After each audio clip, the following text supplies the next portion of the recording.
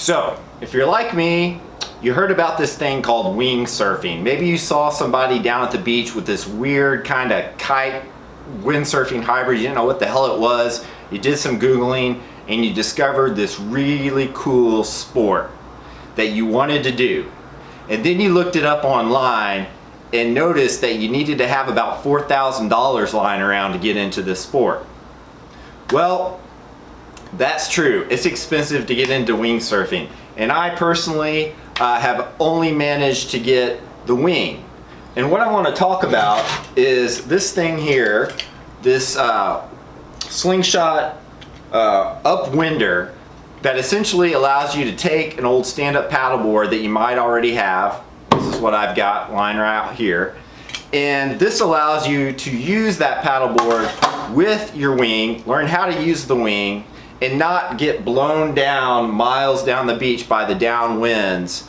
In other words, it allows you to sail upwind, acting like a centerboard on the board. So I'm going to talk a little bit about that, my experiences using it, what not and what not to do, because this is actually my second one. So this thing is literally, like I said, it's just a fin, and the mechanism is the same as on a surfboard. And you get these two pieces in the mail. One is this large adhesive box that sticks on. And there's videos online that show how to do this. And basically, it's important that you get it exactly on the center line. So if you tie a string to your fin and tape it down to the very tip of your nose, you can line that up just right. The Slingshot recommends that you do it 75 centimeters between, from the center of your back fin, your center fin. And the idea is that's because you want to have the fin right between your legs from where you stand on the board. So I'll show you the way this thing fits in. I take mine in and out when I go, because I put my board in the back of my truck and it gets a lot of wind and blows around, and it makes me worried that something bad is going to happen to it, so I take it off. It's real easy to put it in and out each time that you use it. Don't even have to have a screwdriver. This thing just tightens up, and now your paddleboard, you don't have to paddle anymore because you can use it like a sailboard. The thing that you have to be worried about, though, is you'll notice this is the depth of your fin box, right? And that's where you can get in trouble with this thing. So you've only got this much holding the fin in place and counterbalancing the force, versus if this was a actual centerboard on a sailboard, it'd be going all the way through the board or the sailboat, as the case is. It's not. So all your pressure is right here. Whatever is pushing against this, whether it's chop or just the winds and the currents, the way you're sailing, there's a lot of force that is going right along here, and that's where you can get in trouble, I found out. So what happened to me is I was super careful. I watched Slingshot's video 3 or 4 times about how to properly install my sUPWINDer keel. Got it on, everything's great, used it 3 or 4 times, and then the 5th time that I was using it, I was out in our bay and I was having a blast. I was just going as fast as I've ever gone on a paddleboard, that's for sure, with my wing, and I was riding some of the chop, riding little waves in the chop, and I heard a sound, and next thing I knew, I couldn't sail upwind anymore. Once I managed to get in, sure enough, turned my board over, my wing's gone, and my fin box was cracked. And I think what had happened was that I was riding that chop, and occasionally that center keel would catch the chop that I was riding at a different direction than I was moving on the board. Plus the wind was coming from a different direction too. And all those things together just pushed upon that fin like that, and it cracked right here. I've got photos of it I'll show. And broke. And that was just after using it 5 or 6 times. The good news is I immediately contacted the guys where I bought it, Mac Kite, and they worked with me in Slingshot to get me a replacement. They sent me out a free replacement right away.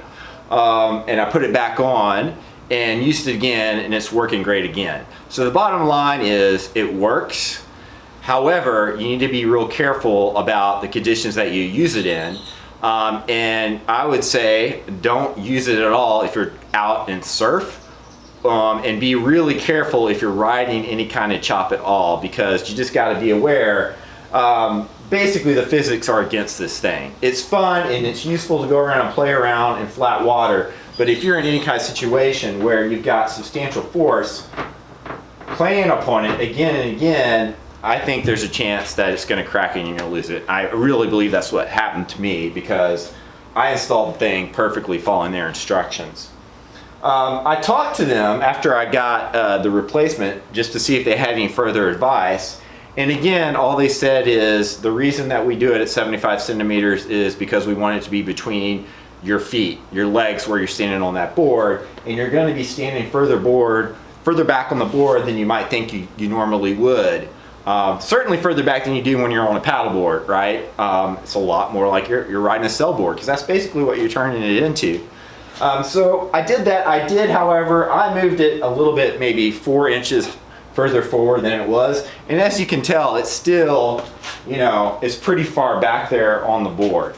But I've used it now, and again, it worked great in flat water. I was able to sail upwind, downwind, all around. And I got some video I'm going to show of me doing that in the Corpus Christi ship channel over in Port Aransas. Nothing spectacular. Probably some of the more boring wing footage you will see on the internet. However, it does show, I think, how this in fact does work really well. It's a great way to get out on the water and get used to using a wing, and even turning around some of the mechanics of jibing that ultimately, hopefully, everyone will be able to do on an actual foil. So what I actually did when it was time for me to try this thing out again is I went down to the beach, and I was planning to go board and use the wing right off the beach, but there was significantly more chop and more wind than I was expecting. So I just took this off and went without it, because I knew I was at the beach and I didn't have to come into a particular spot. It was okay if I blew downwind or drifted with the current. I was the beach. I could land anywhere and come in, because it's just a big sandy beach here in Texas. No rocks really to worry about when you're at the beach. And I did get far enough away from the pier and jetty, I'll say that. But the only thing I came close to was some people. So I took that out, and I will admit to you that that was basically, like, I would say like an 85 to 90% fail. It's really hard to use the wing and the SUP in the surf, just because you don't get going fast enough, and unlike the foil, you are riding through every bit of chop, goes over your board and pushes you around. Unlike a foil, when you pop up above and you're surfing out, you're sailing out over the surf and not into anything. It just doesn't work as well. It's not meant to do that. So after that though, I decided, well, what I need to do, there's a good wind, it was about 15 knots. I need to go find some flatter water to play around and try this again, because I'm dying to use it. I hadn't used it in a couple weeks since I broke my keel previously. So what I did is I went to the ship channel, and I got a buddy of mine to help me, and there are some steps in the bulkhead across the Corpus Christi ship channel there in Port Aransas, and if you got someone to help you, you can hop down and sail around. It's a beautiful spot out there in the ship channel.